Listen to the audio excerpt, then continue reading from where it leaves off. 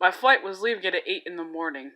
After waking and trying to get to the airport, I forgot to grab something to eat.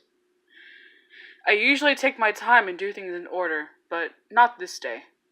I was traveling from Boston to LA coming home from a work trip. I do it regularly, so nothing was new to me. I stayed in the same hotel and knew the time I needed to leave to get to the airport on time. During my work trip, I stopped at a convenience store and saw these gummy bears and thought they'd be perfect gift for my son Charlie. He loves gummy bears and gummy worms. So, the morning I was to head back to LA, I slept through my alarm. That never happens. I rushed to get out to the hotel and threw those gummies in my carry-on bag to make it on time to the airport. After speeding and filling up the gas in a rental, I made it to my gate as they were boarding. I get on the plane and head down to the aisle to find my window seat near the middle of the plane. I asked politely to the two adorable older ladies sitting in the middle in aisle seats if I could pass by to my seat. They obliged. The lady in the middle must have been around 80 years old, so it took her some time to get up and make sure she was holding onto something so she didn't fall as she stepped into the aisle. I thanked them as I sat and settled into my seat.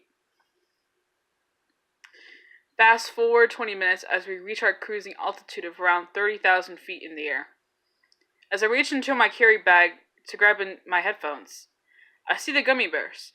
Since I am hungry and need something, I decided to open them up and just have a few to hold me over until we land. I wanted to save some for my son, so I maybe had 4 or 5.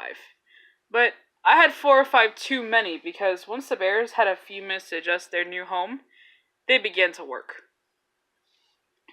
It started out with a little cramp, which is normal with gassing on a plane. You do not want to fart on a plane, so you hold it in. It is airplane etiquette. It would come and go over a few minutes, so I thought nothing of it. Then, it got worse.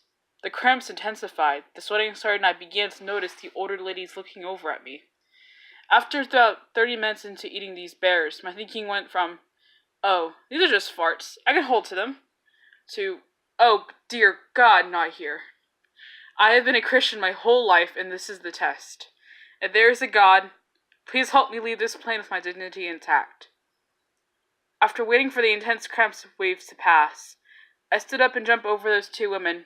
I could not wait for them to stand, so I stood up, my back facing them, and tried to shimmy past them. I think a toot came out because I heard one say, "Oh, Lord, was that you?" After reaching the aisle, I waddled to the back of the plane where the least amount of risk would be. To my dismay, it was in use. The left one bathroom left in the front. I looked down the aisle and saw my Mount Everest.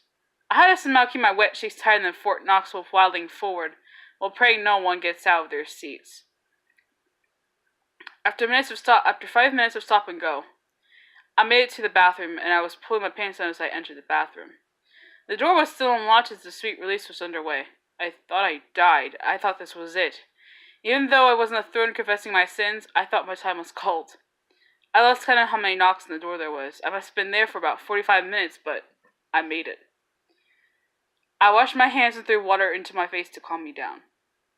Opening the door, I saw the faces looking back at me. Apparently, the seals of the bathroom was not airtight, letting just the slightest airflow from that bathroom to the main cabin possible. There were daughters, mothers, and children looking at me.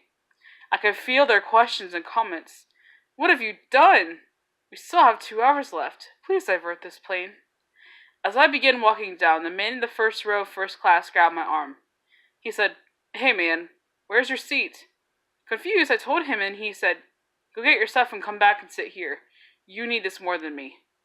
I was embarrassed and ashamed. I had a family at home waiting for me. I recommend these bears to anyone, but please, eat them responsibly.